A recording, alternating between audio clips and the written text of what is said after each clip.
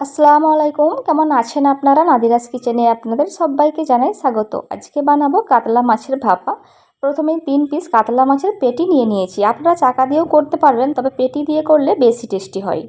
একটা mixie jar নিয়েছি, তার মধ্যে দিয়ে দিচ্ছি 1 চা চামচ হলুদ সরিষা, 1 চা চামচ কালো সরিষা, 2 চা চামচ পোস্ত, হাফ চা চামচ লবণ দিয়ে সব কিছুকে খুব ভালো করে আগে গুঁড়ো করে নেব। গুঁড়ো করে নিয়েছি, দেখুন কতটা মিহিভাবে গুঁড়ো হয়ে গেছে। এই পর্যায়ে দিয়ে দিচ্ছি কয়েকটা কাজু বাদাম, 2 টেবিল চামচ নারকেল কোড়া, 2টা কাঁচা লঙ্কা, 1 চা চামচ সরিষার তেল দিয়ে সব কিছুকে আবারও পেস্ট করে নেব। দেখুন পেস্ট করে নিয়েছি।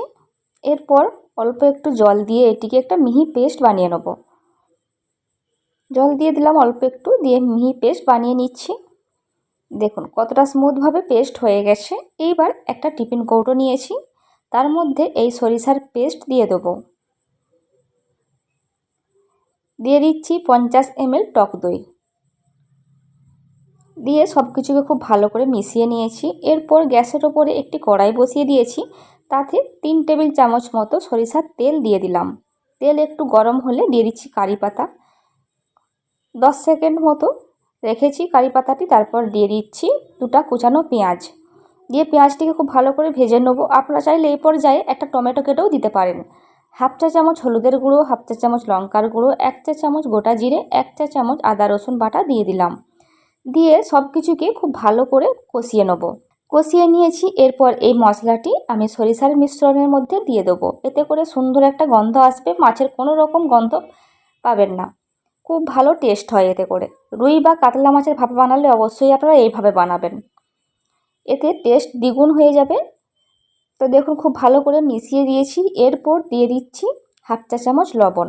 লবণটা আপনারা স্বাদ মতো দিয়ে দেবেন। এরপর মাছের পেটিগুলিকে এর মধ্যে দিয়ে দিচ্ছি। আমার রেসিপি যদি আপনাদের ভালো লেগে থাকে অবশ্যই একটি লাইক দেবেন। আরও নিত্য নতুন ভিডিও পেতে আপনারা ইউটিউব থেকে দেখে থাকলে আমার চ্যানেলটি সাবস্ক্রাইব করতে পারেন, আর ফেসবুক থেকে দেখে থাকলে আমার পেজটিকে ফলো করতে পারেন।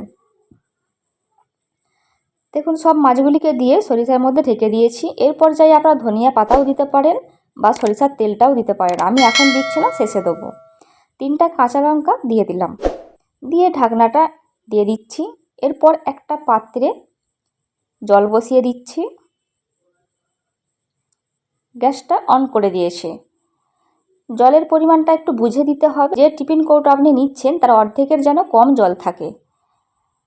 তো সেই রকমই নিয়ে নিয়েছি। তারপর ঢাকনা দিয়ে দিচ্ছি। এরপর গ্যাসের ফ্লেমটা আমি হাইয়ে করে দিয়েছি।